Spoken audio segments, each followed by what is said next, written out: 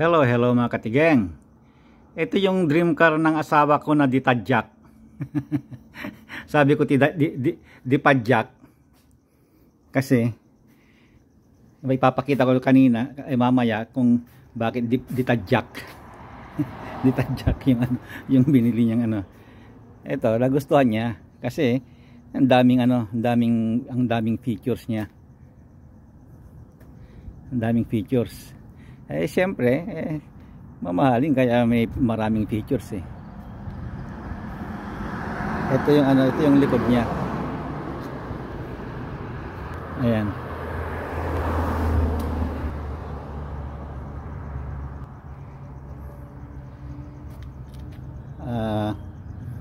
Hybrid, yung X na maliit doon.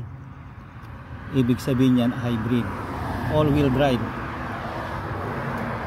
Kaya sabi ko kahit mamahalin yung gasolina niya, hybrid naman, konti lang. Konti lang. Kasi ako ang tagabili ng gasolina, kaya sabi ko ito na hybrid ng bilhin mo para ano, para makatipid-tipid ako sa pabibili ng gasolina, kasi ako ang tagabayad ng gasolina namin. Kaya ito, kaya sinabi kong tipadjak. Ito nga pala yung ano, patayin mo natin yung ilaw niya bago natin ipakita yung dipadjak, kung bakit dipadjak.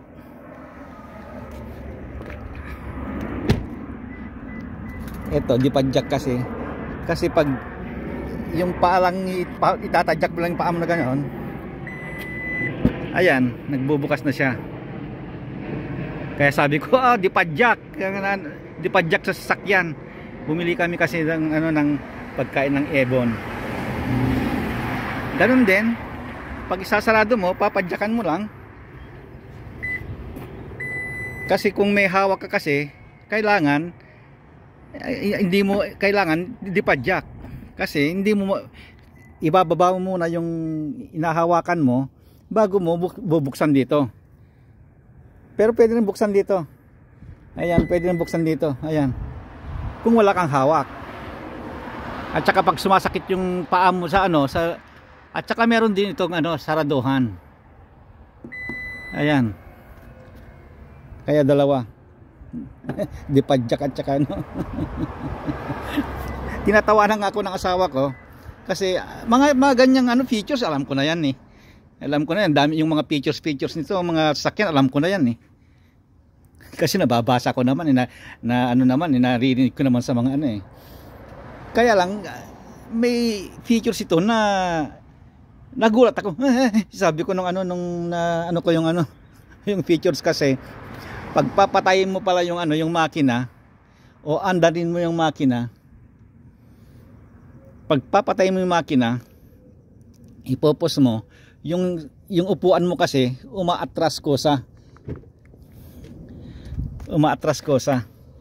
At saka itong manubela pumapasok dito. Kagaya nito. Patayin natin. Ayan, pumapasok siya. Ayan, dumidikit siya doon.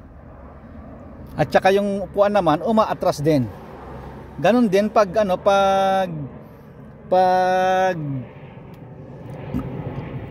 iyon mo pupunta dun sa kung anong nakaset sa'yo. Ayan, nakaset sa'yo na ano, 3 tao yung nakaset ng ano, kung ano yung timplada mo, dun siya pupunta. Kaya aabante ito lalabas din ito, tataas ng konti o bababa ng konti. Yun ang ano niya, yun ang hindi ko alam na ano, na features noon.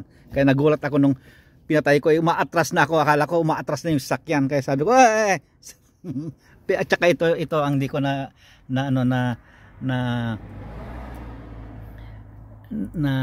parang na-search. So ano naman, kasi ito parang joystick lang ito, hindi umaalis yan, kagaya ng mga sasakyan namin na ano, ordinary, yung Accord ko, ibababa mo ito, maiiwan diyan.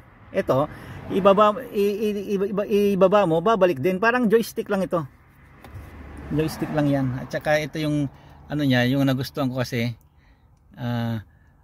may eco siya, may normal. Sinubukang sport, ay masyadong tarantado, mas tarantado pa sa akin. Kaya sabi ko, ay hindi ilalagay yung sports kasi tarantado. Sabi ko. Kaya ngayon, ako muna ang magbre-break in. Kasi yung asawa ko sabi niya, ay natatakot pa daw. Kasi hindi niya alam yung ano, dahil ako naman, hindi ko naman ano, tuturuan mo ako, sabi, o sige tuturuan kita. sabi ko naman sa kanya, pare-pares lang yan. Lahat ng sasakyan pare-parehas yan. Kung nasaan yung preno, nasaan yung wiper, nasaan yung signal, yun din. Ang signal nasa kaliwa palagi yan, sabi ko. Kaya ngayon, ako muna. Okidoki mga katigang. At saka may features pa na hindi ko lang kailangan. May moonroof siya. Sa akin yan, walang ano yung moonroof na yan. Walang silbi sa akin yan. Paek-ek lang yan. Okidoki mga katigang. Bye-bye. Ito, tingnan natin yung ano yung side niya yan. Usong-uso yung ganyang style. Kahit anong brand, mga Acura, mga mahaling sakyan, lahat yan mga ano, ganyan ang style, naggagaya-gayahan. Kaya ngayon magpapalam na at ipapasok ko na at marami pang gagawin sa bahay. Last days off ko ngayon, kaya ngayon kailangan tapusin na yung lahat ng mga kailangan tapusin, pero hindi ko matatapos. Okay, bye bye mga katigang.